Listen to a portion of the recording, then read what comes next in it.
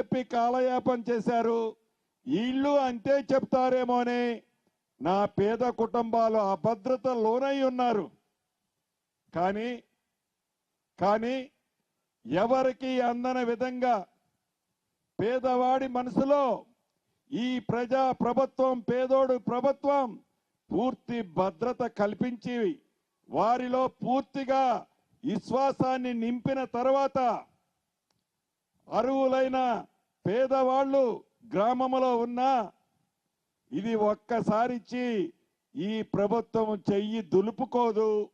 ఈ ప్రభుత్వం పేదోడి పక్షపాతాన ఉంది, పేదోడికి అండగా ఉంది అని నమ్మారు. కాబట్టే ఈనాడు మేము 30-35% అర్హులైన ప్రతి గ్రామంలో ఇచ్చాం.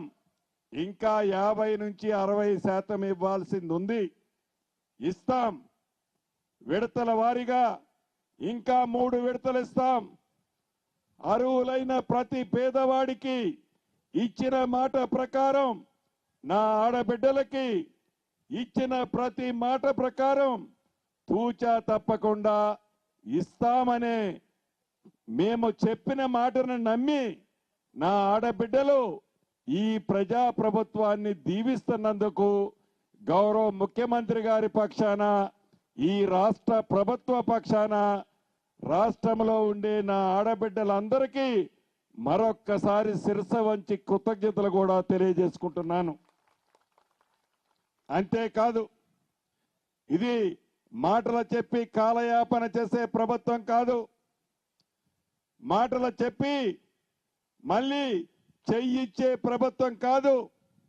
ఒకసారి మాట చెప్తే ఏవైతే సంక్షేమ కార్యక్రమాలు ఈనాడు పేదోళ్ళకి ఈ ఇందిరమ్మ ప్రభుత్వంలో అందిస్తున్నామో అందుట్లో నా పేద ఆడబిడ్డల ఇంటికి 200 యూనిట్లు ఉచిత కరెంటు కానీ, చాలా మంది ఆడబిడ్డలకి 500 రూపాయలకి గ్యాస్ మొద్దు ఇస్తూ ఇంకా అర్హులైన పేదవాళ్ళు ఉన్నారు, వాళ్ళకు కూడా ఇచ్చే కార్యక్రమం ఇస్తాం.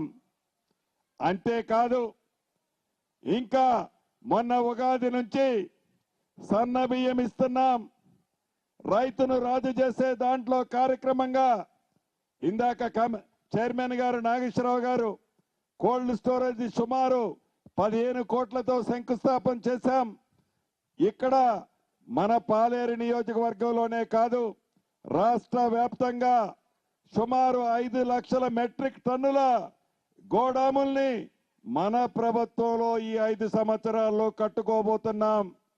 ఆనాటి 10 సంవత్సరాలలో రైతులకి సంబంధించిన గోడాములు వాళ్ళు కట్టింది సుమారు 2,60,000 మెట్రిక్ టన్నుల కెపాసిటీ గోడాములు కట్టారు.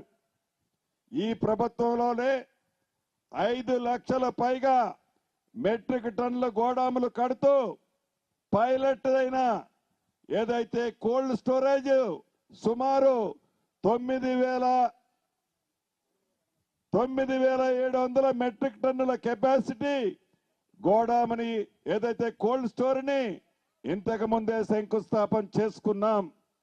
అంతేకాదు, సన్న వడ్లకి మద్దతు ధరతో పాటు బోనస్ కింద ఒకసారి 500 క్వింటాలకు ఇచ్చాం.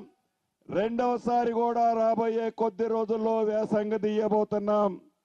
అంతేకాదు, దేశంలో ఏ ప్రభుత్వము ఈయన విధంగా సన్న బియ్యాన్ని ఇచ్చిన ప్రభుత్వం మీరు ఎన్నుకున్న ప్రభుత్వం.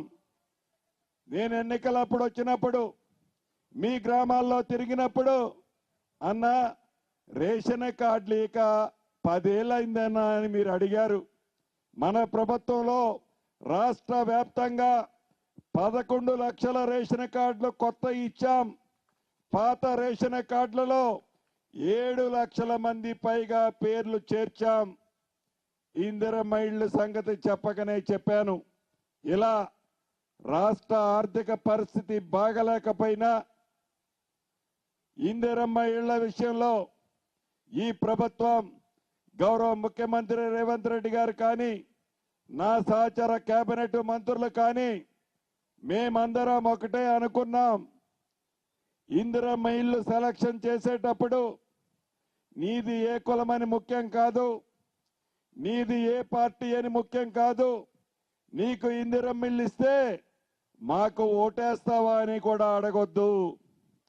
వాళ్ళు పేదవాళ్ళు అయ్యుంటే చాలు, పేదవాడి ఆత్మ గౌరవానికి చిహ్నంగా మనం ఇచ్చేది, వాళ్ళ ఆత్మ గౌరవానికి ఒక భద్రత భరోసా కల్పించేది ఈ ఇల్లు. కాబట్టి ఆ పద్ధతిలోనే రాజకీయ ప్రమేయం లేకుండా చిత్తశుద్ధితో ఒక్క రూపాయి కూడా కమిషన్లు లేకుండా నిజాయితీతో మీ ప్రభుత్వం, మీరెన్నుకున్న ప్రభుత్వం, మీరు దీవించిన ప్రభుత్వం, గౌరవ ముఖ్యమంత్రి రేవంత్ రెడ్డి గారి నాయకత్వంలోని మనందర ప్రభుత్వం ఇందిరమ్మ ఇళ్ల విషయం కాదు, అన్ని కార్యక్రమాలు భవిష్యత్తులో మీరు కోరుకున్న విధంగా పూర్తి చేస్తామని మనస్ఫూర్తిగా ఇక్కడున్న ఆడబిడ్డలతో పాటు రాష్ట్ర వ్యాప్తంగా ఉన్న నా కుటుంబ సభ్యులందరికీ